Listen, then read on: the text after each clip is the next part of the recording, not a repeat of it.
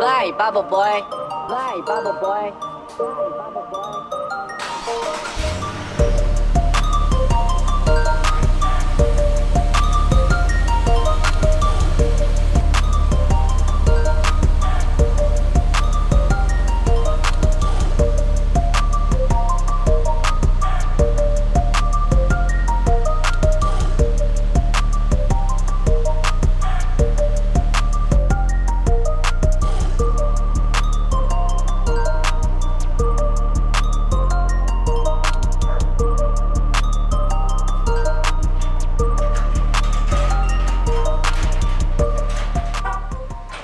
Welcome back guys. So, para sa today's video, ang gagawin natin, mag-unbox tayo ng mga gym equipments. Samahan niyo kung gawin natin ito. At pagkatapos ko set up itong mga equipments guys, sasabihin ko kung bakit ko binilo itong mga to. So tara, samahan niyo ako.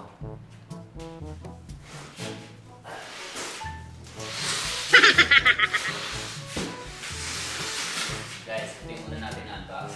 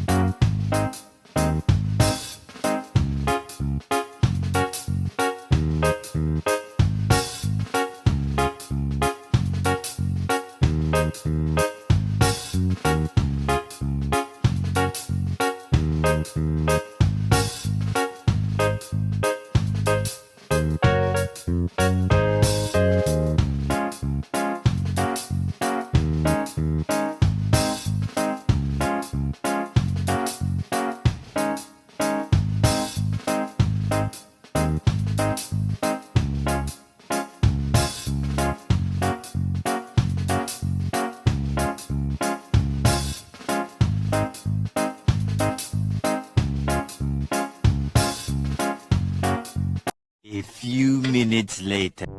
So guys, ito na muna yung tinapos ko ngayon na guys. Hindi ko naman napapakita yung iba, naka-box pa yung iba. Pero ito muna ang squat rack yung tinapos ko. Tapos nandito pa yung barbell ko. Amazing! Yan guys. Ito muna yung papakita ko. Ngayon sasabihin ko na kung bakit ako bumili ng mga ganito. So ito na guys. So kaya ako pala binili yung mga equipments ko dahil nung naalala nyo pa nagka-pandemic, lahat nagsarado. Pati lahat ng gym sarado, so wala akong magamit na equipments. So nung nagsarado lahat ng gym, ang nangyari sa akin, nag-gain ako ng almost 15 to 20 pounds ng fats guys. Papakita ko yun sa, kikita nyo dyan sa video. Yan, ito pala sinasabi ko. Ganyan o. Pakilaki na ng tiyan ko eh. Yan ang mga puro junk food at saka mga fast food. Ngayon, kailangan mawala yan lahat. Puro healthy na lang kakainin ko simula ngayon.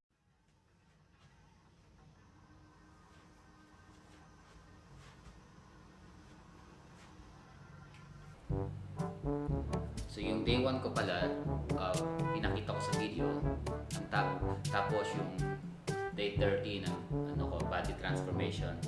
Pero yun lang muna, pero ito second, 1 month and 1.5 month na guys, nung sinimulan ko ulit mag-gym. So ang goal ko ngayon, maka-lose pa ng 10 pounds ng fats, tapos para makita ko na yung definition ng katawan. So papakita ko ngayon kung ano yung taas. Ito pala guys, ang ko. Ayun, sa ngayon natin katawan ko, mapapansin nyo. Yan. Yan ako ngayon. Compared dun sa first day kung nagsimula mag-gym ulit guys. So, starting now, ito yung magiging day 1 ko hanggang ito yung week, parang first week guys. Ito yung challenge ko sa sarili ko, 12 weeks challenge sa sarili ko. So ito yung magiging first week ko guys. Tapos every week update ko kayo. So every week guys papakita ko yung results ng workout ko guys. So for now, yan lang muna yung video. Salamat sa time sa panonood ng video ko. Sa susunod ulit, sa next week ulit na update ko ng first week na body transformation challenge ko sa sarili ko. Peace.